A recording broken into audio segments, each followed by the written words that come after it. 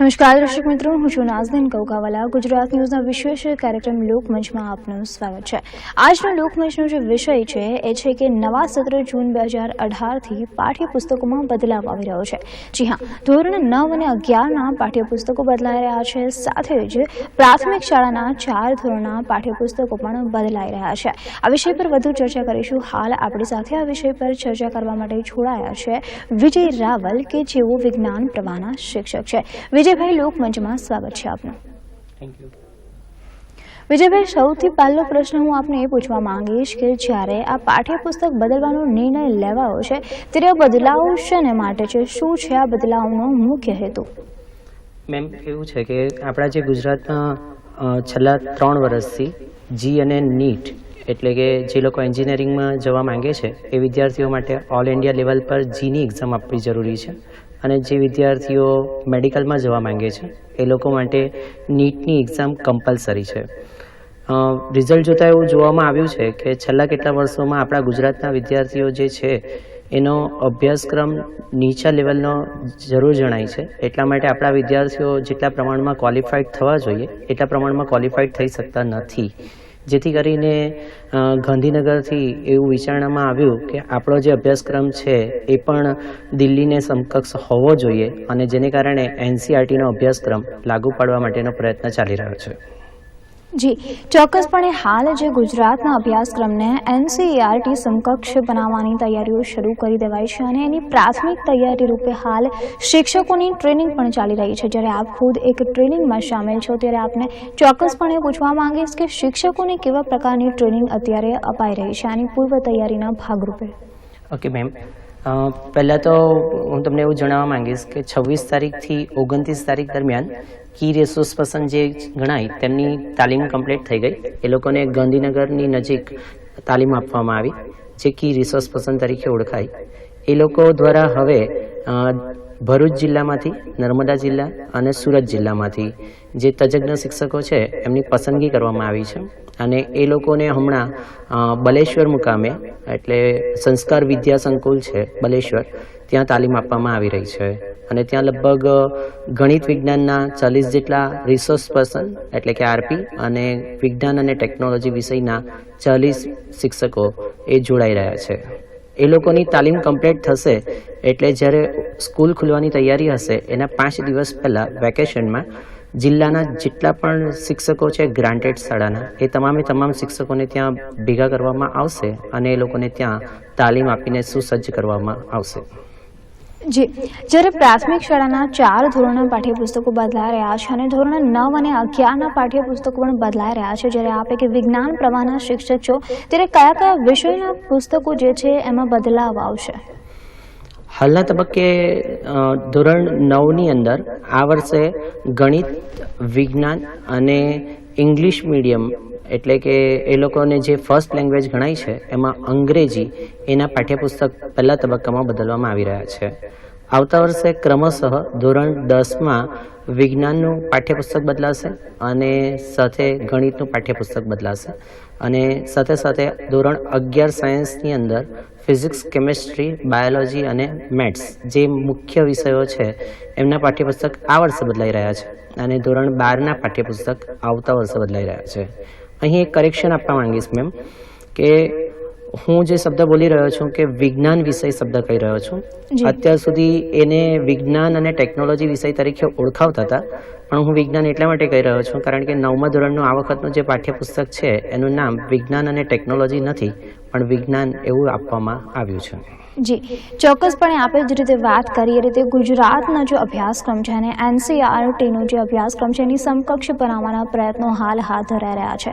થોડા દિવસો પહેલાં શિક્ષણ મંત્રી ભૂપેન્દ્રસિંહ ચુડાસમાએ પાઠ્યપુસ્તકો બદલાવવાના સંકેત આપ્યા હતા, જ્યારે હવે ખરેખર એ પાઠ્યપુસ્તકો નવા સત્ર જૂન 2018થી બદલાઈ રહ્યા છે. ત્યારે વિજયભાઈ, એક શિક્ષક તરીકે તમને શું લાગે છે કે હાલ ગુજરાતના જે વિદ્યાર્થીઓ છે એવું કહેવાતું હોય છે કે ગુજરાતના વિદ્યાર્થીઓને નેશનલ લેવલની જે એક્ઝામ છે એ ચેસ કરવામાં ઘણી બધી મુશ્કેલીઓ નડતી હોય છે, તો તમને શું લાગે છે કે જ્યારે આ બદલાવ આવી રહ્યો છે, આ બદલાવનો જે પ્રયાસ હાથ ધરાઈ રહ્યો છે તે વિદ્યાર્થીઓની મુશ્કેલી દૂર કરવામાં કેટલું સફળ પુરવાર થઈ શકશે? ચોક્કસ મેમ, તમે જે વિચારો છો તે એકદમ સાચી વાત છે.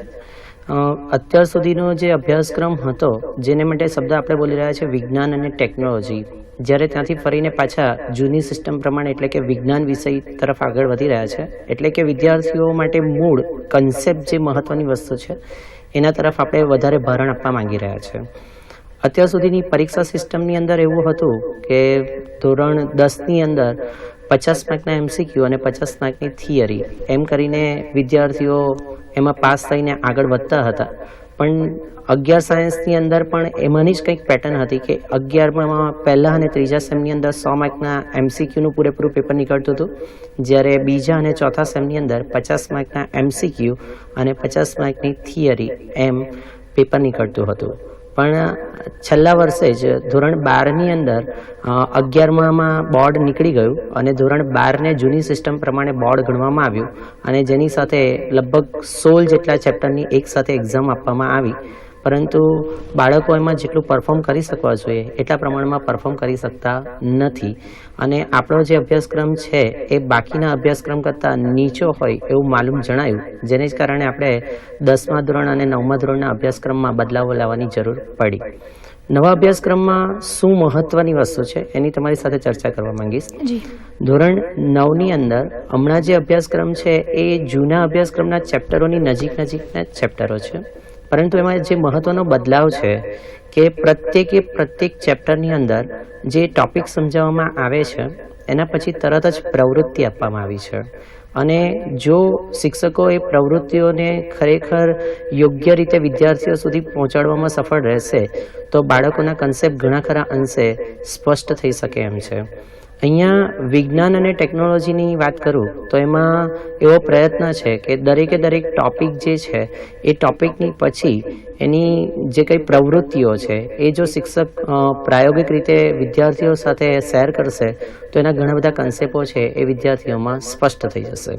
બીજું, અહીંયા MCQનું ભારણ ઘટી જશે, એટલે જેથી કરીને વિદ્યાર્થીએ દરેકે દરેક ટોપિકનું અન્ડરસ્ટેન્ડિંગ મેળવવું પડશે અને આમાં જે ક્વેશ્ચનો હોય છે જે જીની પ્રમાણે હોય છે, જીમાં પણ એવું હોય છે કે એક અભ્યાસક્રમ ફ્રેમ થયેલો હોય છે પણ એ ટોપિક નક્કી હોય છે, પણ બેઠું ચોપડીનું જ પૂછાશે એવું નથી હોતું. આપણા ગુજરાત બોર્ડમાં કેવું હોય છે કે જે ચોપડીમાં અભ્યાસક્રમ આપેલો હોય છે તે જ પ્રમાણે એમાંથી જ પૂરેપૂરું પેપર પૂછાય છે, જેથી આપણું બાળક એક લિમિટેડ વસ્તુ કરવા માટે ટેવાયેલો છે અને એ જ ફ્રેમમાં ફિક્સ થઈ ગયો છે. એટલા માટે આ NCERTનો અભ્યાસક્રમ આપણે જ્યારે લાગુ પાડીશું ત્યારે એવું થશે કે બાળકને દરેકે દરેક ટોપિક માટે ડીપમાં નોલેજ આપવામાં આવશે અને એની સાથે એની જુદી જુદી એપ્લિકેશન છે એ બાળક વિચારશે. એને એક એક્ઝામ્પલ આપું કે પ્રત્યેક જે ટોપિક આપેલો છે એની નીચે પછી બ્લુ લાઇનમાં કંઈક પ્રવૃત્તિઓ પણ આપેલી છે અને સાથે સાથે એના ક્વેશ્ચન આપ્યા છે, પણ જે ક્વેશ્ચન આપેલા છે એ એપ્લિકેશન બેઝ છે, એટલે એ ઉપરના જે ટોપિક છે એની સાથે રિલેટિવલી છે, પણ ઉપરના ટોપિકમાંથી એના આન્સર શોધશો તો મળી નહીં શકશે, જેથી કરીને વિદ્યાર્થીએ બીજા મટીરિયલ તરફ અથવા તો બીજી કઈ સાઇટ તરફ એને નજર દોડાવવી પડશે અને વિદ્યાર્થીઓનું નોલેજ એ વાઇડ થશે.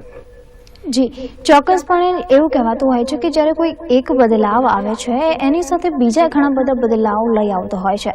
ત્યારે હાલ જે અભ્યાસક્રમ છે એ બદલાઈ રહ્યો છે, વિદ્યાર્થીઓના પાઠ્યપુસ્તકો બદલાઈ રહ્યો છે, ત્યારે વિજયભાઈ તમને શું લાગે છે કે મહત્વના એવા બીજા કયા બદલાવ છે જે આ પાઠ્યપુસ્તકો બદલાવવાથી ગુજરાતની શિક્ષણ પદ્ધતિમાં આવનાર છે?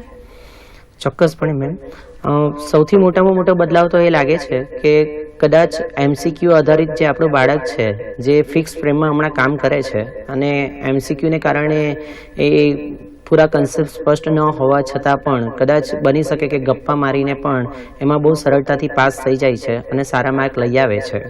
પણ જ્યારે અહીંયા એવી સિસ્ટમ લાગુ પાડવામાં આવશે કે જેની અંદર લેખન કાર્ય વધારે કરવું પડશે અને MCQનું વેટેજ છે એ લગભગ નીકળી જશે, જેથી કરીને વિદ્યાર્થીએ પ્રત્યેક ટોપિકને બહુ ડીપલી અભ્યાસ કર્યો હશે અથવા એનો કન્સેપ્ટ સ્પષ્ટ કર્યો હશે તો એ વસ્તુઓ એ સારી રીતે કરી શકશે. એનું એક એક્ઝામ્પલ આપી શકું હું તમને. 11th સાયન્સની અંદર કેમેસ્ટ્રીની અંદર ફર્સ્ટ સેમની અંદર જે મોલ સંકલ્પનાનું ચેપ્ટર છે એ ચેપ્ટર અહીંયા ધોરણ 9ની અંદર પણ આપવામાં આવ્યું છે અને એના જે કંઈ કન્સેપ્ટો છે તે બાળક પાસે 9મા ધોરણથી હશે, પછી 10મામાં આગળ જશે એટલે કન્સેપ્ટ વધુ દઢ બનશે અને 11-12 સાયન્સમાં આવશે ત્યારે બાળક પાસે એ કન્સેપ્ટ એકદમ ડિટેલમાં હશે. એક એનસીઆરટીની બુકનો તમને અભ્યાસક્રમ આપું કે એ લોકો કઈ રીતે એક્ઝામ ઇવેલ્યુએશન કરતા હોય છે. એક પેરેગ્રાફમાં એવું લખેલું હતું કે એક મમ્મી છે એ કંઈ ઘરે કેક બનાવી રહ્યા છે જી અને એની ડોટર છે એ ઈગરનેસ સાથે પૂછે છે કે મમ્મી આની અંદર તમે કંઈક પદાર્થ નાખ્યો, એ પદાર્થ કયો છે? તો એ પદાર્થ બેકિંગ સોડા અથવા તો ખાવાનો સોડા છે. એ પદાર્થ અંદર ઉમેર્યો તો એણે પૂછ્યું કે આ અંદર ઉમેરવાથી શું ફાયદો થશે? તો ખાવાનો સોડા જ્યારે અંદર ઉમેરવામાં આવે અને પછી એ કેક ગરમ થાય ત્યારે એની અંદરથી જે કાર્બન ડાયોક્સાઇડ ઇવોલ્યુશન થશે તો એ કાર્બન ડાયોક્સાઇડને કારણે એ કેક છે એ સોફ્ટ બનશે. એટલે મમ્મી દ્વારા અહીંયા બાળકને કંઈક સમજાવી રહ્યો છે એવું ઉદાહરણ છે. પછી એમાંથી એક સમજ પછી એકદમ સામાન્ય ક્વેશ્ચન પૂછવામાં આવે છે કે અંદર ઉમેરવામાં આવતો જે પદાર્થ છે એ પદાર્થનું અણુસૂત્ર કયું હશે? તો બાળક એને સમજી શકે છે કે બેકિંગ સોડા છે એટલે સોડિયમ બાયકાર્બોનેટ હશે. એમાંથી કઈ રિએક્શન થશે, એમાં આવેલા કયા કયા તત્વો આવેલા હશે, એનો મોલિક્યુલર વેટ શું હશે. એટલે આ એક સામાન્ય સવાલમાંથી પણ કેટલી બધી વસ્તુઓ શીખી શકાય છે એવું કંઈક કન્સેપ્ટ પ્રમાણેનું કંઈ વધારે એનસીઆરટીમાં સમજવા મળી રહ્યું છે. જી ચોક્કસપણે આપણે જે રીતે વાત કરી એ પ્રમાણે હાલ ચાલુ વર્ષ જૂન 2018થી પાઠ્યપુસ્તકોમાં બદલાવ આવી રહ્યો છે અને ખૂબ જ સારો આ હેતુ છે કે જેનાથી વિદ્યાર્થીઓને અત્યાર સુધી જે મુશ્કેલી પડતી હતી નેશનલ લેવલની પરીક્ષાઓ જે છે એ ક્લિયર કરવામાં એ હવે ન પડશે અને ગુજરાતનો જે અભ્યાસક્રમ છે એને પણ એનસીઈઆરટી કક્ષાનો અભ્યાસક્રમ બનાવાઈ રહ્યો છે, એની સમકક્ષનો અભ્યાસક્રમ બનાવાઈ રહ્યો છે. પરંતુ વિજયભાઈ, હું તમને પૂછવા માંગીશ કે જ્યારે કોઈ પણ બદલાવ આવતો હોય છે પૂરતું આયોજન માંગી લેતો હોય છે, તો શિક્ષણ બોર્ડ દ્વારા પૂરતા આયોજનો એવા કયા કરાયા છે કે જેથી આ બદલાવ આવ્યા પછી વિદ્યાર્થીને પણ મુશ્કેલી ન પડે, શિક્ષકને પણ મુશ્કેલી ન પડે અને વાલીને પણ મુશ્કેલી ન પડે એવા કયા કયા આયોજનો શિક્ષણ બોર્ડ દ્વારા આ બદલાવની પૂર્વ તૈયારી રૂપે કરવામાં આવ્યા છે? Okay, good question ma'am. મેં તમને પહેલાં જ જણાવ્યું તે પ્રમાણે કે કોઈ પણ વસ્તુ લાગુ પાડવી હોય તો એની સાથેના ડ્રોબેક અને એના પોઝિટિવ પોઈન્ટ એ બંને વિશેનો અભ્યાસ કરવો જરૂરી છે અને એના વિશે વિચારવું પણ જરૂરી છે. આપણું ગુજરાત બોર્ડ છે એને માટે છેલ્લા 2 વર્ષથી કામ કરી રહ્યું છે. આપણે 2 વર્ષથી ઘણી બધી સ્કૂલોની અંદર આનો એક પાયલોટ પ્રોજેક્ટ લાગુ પાડવામાં આવ્યો છે. તમને જણાવું તો જ્યારે 9મા ધોરણની અંદર પણ સતત સર્વગ્રાહી મૂલ્યાંકન દાખલ કરવામાં આવ્યું હતું ત્યારે સુરતની કેટલીક શાળાઓ, જિલ્લાની કેટલીક શાળાઓમાં પહેલાં એ પાયલોટ પ્રોજેક્ટ તરીકે રજૂ કરવામાં આવેલો. એના જે કંઈ ફીડબેક મળ્યા એને આધારે બાળકોને શું લાભ થાય છે એને આધારે પછી એ સમગ્ર રાજ્યની અંદર લાગુ પાડવામાં આવ્યું હતું.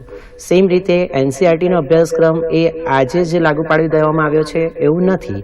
એને માટે ઓલરેડી 50 થી 60 જેટલી શાળાઓ જિલ્લાની પસંદ કરવામાં આવી છે અને એને અંદર ઓલરેડી આનો 2 વર્ષથી પાયલોટ પ્રોજેક્ટ ચાલી રહ્યો છે.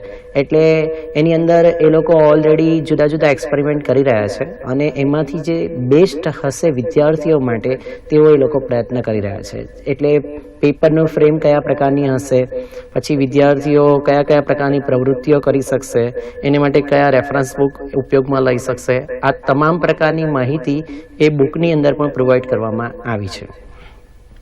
જી ચોક્કસપણે હાલ જ્યારે બદલાવ આવી રહ્યો છે ત્યારે સાઉથ ઝોનના જે બધા જ શિક્ષકો છે એમને હાલ ટ્રેનિંગ આપવામાં આવી રહી છે. ત્યારે વિજયભાઈ, એક શિક્ષક તરીકે આપને શું લાગે છે કે આ શિક્ષકોને જે ટ્રેનિંગ આપવામાં આવી રહી છે એની સાથે જ જ્યારે આ બદલાવ આવી રહ્યો છે, પાઠ્યપુસ્તકોમાં બદલાવ આવી રહ્યો છે, અભ્યાસક્રમની પદ્ધતિમાં ચોક્કસપણે બદલાવ આવી રહ્યો છે, ત્યારે બીજા કયા કયા આવા નક્કર આયોજનો થવા જરૂરી છે? જે રીતે શિક્ષકોને તો ટ્રેનિંગ અપાઈ રહી જ છે પરંતુ એની સાથે સાથે બીજા કયા કયા નક્કર આયોજનો કરવાની શિક્ષણ બોર્ડને જરૂરિયાત છે? એક શિક્ષક તરીકે કેવા સૂચનો છે આપના? ચોક્કસ મેમ, જે પદ્ધતિ લાગુ પાડવામાં આવી રહી છે એમાં સૌથી પહેલાં 2 પાયાની જરૂરિયાત છે, શિક્ષકો અને વિદ્યાર્થીઓ. તો એમાં જે શિક્ષકો જો તૈયારી સાથે હશે તો વિદ્યાર્થીઓને બહુ સારી રીતે એની સમજ આપી શકશે, એનો જે કંઈ કન્સેપ્ટ છે એ વિદ્યાર્થીઓમાં લાગુ પાડી શકશે. એટલે એને માટે જે શિક્ષણ બોર્ડ છે એના દ્વારા હમણાં એ જ પ્રયત્ન ચાલી રહ્યા છે કે જ્યાં ગાંધીનગરથી તજજ્ઞ જે શિક્ષકો હતા પ્રોફેસર લેવલના, એમના દ્વારા KRP એટલે કી રિસોર્સ પર્સનને તાલીમ આપવામાં આવી. એ લોકો ત્યાંથી જે કંઈ મેળવીને આવ્યા છે એ અમે જે રિસોર્સ પર્સન તરીકે છે એમને આપવામાં આવી રહ્યું છે અને અમે અમારી પાસે જે કંઈ જુદી જુદી પ્રવૃત્તિઓ છે, જુદી જુદી ટેકનિક્સ છે, જુદા જુદા પ્રેક્ટિકલ્સ છે, એની સાથેની જે કંઈ રિલેટિવલી બાબતો છે એ જ્યારે અમે જિલ્લાના શિક્ષકોને તાલીમ આપીશું ત્યારે એ લોકોને એ માહિતી પૂરી પાડીશું અને કઈ રીતે આખી સિસ્ટમ લાગુ પાડીશું, એને કઈ રીતે આપણે વધુ અસરકારક રીતે બનાવી શકીએ અને જે કેન્દ્ર સ્થાને બાળક છે એને વધુમાં વધુ એનો મહત્તમ લાભ થઈ શકે એને માટેનો પ્રયત્ન શિક્ષણ બોર્ડ દ્વારા થઈ રહ્યો છે. જી, ચોક્કસપણે હાલ જ્યારે અભ્યાસક્રમમાં બદલાવ આવી રહ્યો છે, વિદ્યાર્થીઓની જે નેશનલ લેવલની ઉડાન છે એમાં ચોક્કસપણે બદલાવ આવશે, એનો આ શરૂઆત છે એવું માની શકાય. ત્યારે વિજયભાઈ, હું આપને ચોક્કસપણે એ પૂછવા માંગીશ કે બીજી કઈ કઈ એની હકારાત્મક અસરો છે જે વિદ્યાર્થીઓ ઉપર પડશે, જે વિદ્યાર્થીઓને અત્યાર સુધી નેશનલ લેવલની જે વિવિધ પરીક્ષાઓ છે જેની આપણે વાત કરીએ ક્લિયર કરવામાં ઘણી બધી મુશ્કેલી પડતી હતી, તો એ ન પડે એના માટે આ નિર્ણય લેવાયો છે. ત્યારે વિદ્યાર્થી પર, વિદ્યાર્થીની કારકિર્દી ઉપર બીજી કઈ કઈ એની હકારાત્મક અસરો પડશે, શું કહેશો? ચોક્કસ મેમ, અગત્યની વસ્તુ એ છે કે હાલમાં 11-12 સાયન્સની અંદર વિદ્યાર્થીઓ તૈયારી જી અને નીટની ક્વોલિફાઈડ થવા માટે આપણે સાંભળ્યું હશે તમે કે ઘણા બધા વિદ્યાર્થીઓ અહીંયાથી આકાશ છે, એલન છે, પેરાડાઇઝ છે, વાઇબ્રન્ટ છે, એવા જે કોમન એન્ટ્રન્સ ટેસ્ટની તૈયારી કરાવે છે એવા લોકો સાથે જોડાયા છે અને એની ખૂબ જ મોંઘી ફી ચૂકવી રહ્યા છે. આજે દરેકે દરેક વિદ્યાર્થીના પેરેન્ટ્સની એવી પરિસ્થિતિ નથી હોતી કે એ આટલી મોંઘી ફી એફર્ટ કરી શકે અને સાથે સાથે એટલો સ્ટ્રેસ પણ દેખાય છે, જેને ભાગરૂપે ઘણા બધા પેરેન્ટ્સ જે છે, જે ડૉક્ટર્સ, વકીલ્સ અથવા તો બીજા લોકો કે જે લોકો એવું માને છે કે એમનું બાળક ખરેખર ટેલેન્ટેડ છે અને આમાં ક્વોલિફાઈડ થઈ શકે એમ છે, તો એ લોકો અહીંયાથી રાજસ્થાન જાય છે અને ત્યાં કોટા સેન્ટર છે, ત્યાં એ લોકો પોતાના બાળકને ભણાવે છે. ત્યાં 2 વર્ષ એ લોકો એમની સાથે રહે છે, એનો એક્સપેન્સ, ભણવાનો એક્સપેન્સ અને બાકી બધું જે અહીંયા ડિસ્ટર્બ થાય બાકીના બાળકોને એ બધી વસ્તુઓ, કારણ કે ત્યાં પેરેન્ટ્સમાંથી કોઈ એક વ્યક્તિએ ત્યાં રહેવું જરૂરી છે, કારણ કે ત્યાં બાળકની સરખી રીતે સાર સંભાળ કરી શકાય, પણ એક બાળકને સાચવવા જઈએ તો અહીંયાનું બાકીનું બધું ડિસ્ટર્બ થઈ જતું હોય છે. એટલે એને ભાગરૂપે જો હમણાંથી જ આ જે નીચેના લેવલથી NCERTના અભ્યાસક્રમ જે લાગુ પાડવામાં આવે, જેથી કરીને બાળકનો કન્સેપ્ટ છે એ ટોપિક વાઇઝ એકદમ સ્પષ્ટ થઈ ગયો હોય, તો ધીમે ધીમે એ જ્યારે 11-12 સાયન્સ સુધી પહોંચશે તો ત્યારે એણે આવા કંઈ મોંઘા ટ્યુશનોમાં જોડાવાની જરૂર પડશે નહીં, પરંતુ એનો કન્સેપ્ટ જ એટલા પ્રમાણમાં હશે કે જેથી કરીને ગુજરાત બોર્ડના શિક્ષકો દ્વારા અથવા તો જે કંઈ પાઠ્યપુસ્તકની અંદર જે બદલાવ છે એની અંદર એને પૂરતા પ્રમાણમાં મટીરિયલ મળી રહેશે અને એ અહીંયા રહીને જ એની તૈયારી કરી શકશે અને સાથે સાથે ક્વોલિફાઈડ પણ થઈ શકશે, એવું મારું માનવું છે. જી, ચોક્કસપણે એવું કહેવાતું હોય છે કે જ્યારે કોઈ પણ બદલાવ આવતો હોય છે, બદલાવની શરૂઆતનો જે તબક્કો હોય છે ત્યારે જે બદલાવ આવ્યો હોય છે એને જલ્દીથી સ્વીકારવામાં નથી આવતો. ત્યારે વિજયભાઈ, આપ જ્યારે આ વસ્તુની ટ્રેનિંગનો એક ભાગ છો, જે બદલાવ આવી રહ્યો છે એમાં સાઉથ ઝોનના શિક્ષકોને જે ટ્રેનિંગ આપવામાં આવી રહી છે, ત્યારે તમને શું લાગે છે કે આ બદલાવનો પ્રાથમિક તબક્કે કેવો રિસ્પોન્સ મળી રહ્યો છે? ચોક્કસ મેમ, અગત્યની વાત એ છે કે કોઈ પણ પ્રોફેશન હોય, આજે તમે જોયું હશે કે બ્યુટિશિયન હોય કે પછી ડૉક્ટરી હોય કે કોઈ પણ અધર પ્રોફેશન હોય, એને માટે થોડા દિવસ સેમિનાર થતા હોય છે અને ઘણા બધા સેમિનારોની અંદર ઘણા લોકો ઘણા પૈસા ખર્ચીને એપિયર થતા હોય છે. જ્યારે અહીંયા સરકાર દ્વારા વિના મૂલ્યે શિક્ષકોને અપડેટ કરવા માટે એ લોકોને નવા જે કંઈ પાઠ્યપુસ્તક છે એની સાથેની જે કંઈ બાબતો છે એનાથી માહિતગાર કરવામાં આવે છે. સાથે સાથે જે તજજ્ઞ શિક્ષકો છે એમને દ્વારા એમને પૂરતું માર્ગદર્શન પૂરું પાડવામાં આવે છે. સાથે સાથે ઘણા બધા પ્રયોગો છે, પ્રેક્ટિકલ્સ છે, સાથે પ્રવૃત્તિઓ છે એ પણ પૂરી પાડવામાં આવે છે. સાથે જ્યારે આરપીમાં ઘણા મોટી સંખ્યામાં શિક્ષકો ભેગા થયા છે, તેમાં અલગ અલગ સબ્જેક્ટના ટીચરો બેઠા છે, જેમાં કેટલાક કેમેસ્ટ્રી સાથે ગ્રેજ્યુએટ છે, કેટલાક ફિઝિક્સ સાથે, કેટલાક બાયોલોજી સાથે. તો એ બધા જ્યારે સાથે બેસીને કોઈક ચેપ્ટર્સ છે એના પર ડિસ્કસ કરે અને એમાંથી જે કંઈ વસ્તુઓ બહાર નીકળે તો એ જે કંઈ બીજા શિક્ષકો સુધી પહોંચે અને વિદ્યાર્થી સુધી પહોંચે તો એ ઈચ્છનીય છે અને એવું દરેક શિક્ષક સમજે છે. એટલા માટે એને માટે કોઈ જ કચવાટ દેખાતો નથી. દરેકે દરેક શિક્ષક હોંશે આની અંદર ભાગ લઈ રહ્યો છે. જી, ચોક્કસપણે હાલ જ્યારે પાઠ્યપુસ્તકો બદલાઈ રહ્યા છે ત્યારે વિદ્યાર્થીઓને નવા સત્રો જૂન 2018થી ભણાવવા માટે અત્યારે શિક્ષકો ભણી રહ્યા છે. ત્યારે વિજયભાઈ, ચોક્કસપણે દર્શક મિત્રોને એ પણ જાણવાનું ગમશે કે શિક્ષકો જ્યારે ભણી રહ્યા છે, વિદ્યાર્થીઓને ભણાવવા માટે ટ્રેનિંગ લઈ રહ્યા છે, ત્યારે શિક્ષકોની જે ટ્રેનિંગ છે એમાં કઈ કઈ વસ્તુઓને આવરી લેવામાં આવે છે કે જેથી જ્યારે નવા સત્રની શરૂઆત થાય ત્યારે જે શિક્ષકો છે યોગ્ય રીતે, યોગ્ય પદ્ધતિથી વિદ્યાર્થીઓને આ બદલાવથી માહિતગાર કરીને પૂરેપૂરું વ્યવસ્થિત રીતે શિક્ષણ પૂરું પાડી શકે. ચોક્કસ મેમ. હમણાં તાલીમ જ્યારે ચાલી રહી છે રિસોર્સ પર્સન માટેની, ત્યારે સવારના 9થી સાંજે 5:30 વાગ્યા સુધીનો એમનો ટાઈમ હોય છે. સવારના 9 વાગ્યાથી ફર્સ્ટ સેશન સ્ટાર્ટ થશે. એની અંદર જે બધું મળીને 15 ચેપ્ટર્સ 9મા ધોરણના સાયન્સની અંદર ઇન્ક્લુડ કરવામાં આવ્યા છે. એ ચેપ્ટર્સ છે એ જેટલા ટીચર્સ બેઠા છે ત્યાં એમની વચ્ચે ગ્રુપમાં વેચવામાં આવ્યા છે. એટલે સપોઝ 15 ચેપ્ટર છે તો એને 2 ટીચર્સ વચ્ચે એક ચેપ્ટર કરીને વહેંચી દેવામાં આવ્યું છે.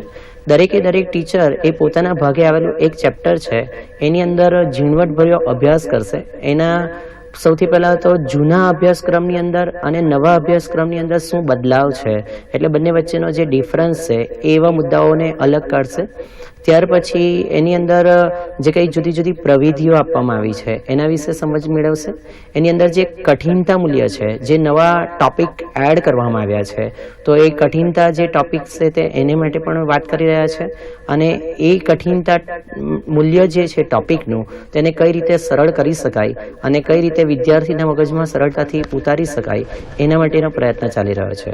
એટલે મેં તમને કીધું તેમ કે સવારના 9 થી 10નો પહેલું સેશન હોય છે, જેમાં એક ચેપ્ટરનો ટોપિક વિશે અભ્યાસ થશે. પછી પાછો 10 થી 11નો પાછો સેકન્ડ હશે, તેમાં સેકન્ડ ચેપ્ટરનો ટોપિક વિશે ડિસ્કશન થશે. ત્યાર પછી 10 મિનિટનો બ્રેક હોય છે. પછી પાછું ફરીથી 2 સેશન હોય છે જેમાં અલગ અલગ ચેપ્ટરની વાત થશે. અને ત્યાર પછી લંચ ટાઈમ હોય છે. અને ત્યાર પછી પાછું બપોર પછીના સેશનમાં ફરીથી બીજા 3 ચેપ્ટર વિશેનો અભ્યાસક્રમ વિશેની ચર્ચા થાય છે. આમાં સૌથી મહત્વની વાત મારી દ્રષ્ટિએ મને જે લાગે છે તે કે હું જાતે કેમિસ્ટ્રી સાથે ગ્રેજ્યુએટ છું અને પોસ્ટ ગ્રેજ્યુએટ છું અને એમફિલ થયો છું. તો કેમિસ્ટ્રી વિષયનું મારું જે નોલેજ છે એ કેમિસ્ટ્રીના ચેપ્ટરો પ્રત્યે ઘણું સારું છે. જેવી રીતના બીજા જે ટીચર્સ ત્યાં ભેગા થયા છે એમાંના કેટલાક રિસોર્સ પર્સન એ ફિઝિક્સના ટીચર તરીકે ગ્રેજ્યુએટ છે અને કેટલાક ટીચર્સ એ બાયોલોજીના છે. તો આમાં જ્યારે સ્કૂલમાં જઈશું ત્યારે એક જ ટીચર્સે કેમિસ્ટ્રી, ફિઝિક્સ અને બાયોલોજી સમજાવવાનું હોય, તો અહીંયા જ્યારે બેસીને ડિસ્કસ કરીએ ટોપિક વિશેનો, તો દરેક સબ્જેક્ટના જે તજજ્ઞ શિક્ષકો છે એમના જે વિચારો છે અથવા તો એમની પાસે જે ડીપ નોલેજ છે એ અહીંયા શેર થાય છે એકબીજા સાથે. એની જે કંઈ પ્રવૃત્તિઓ છે એ પણ અહીંયા શેર થાય છે.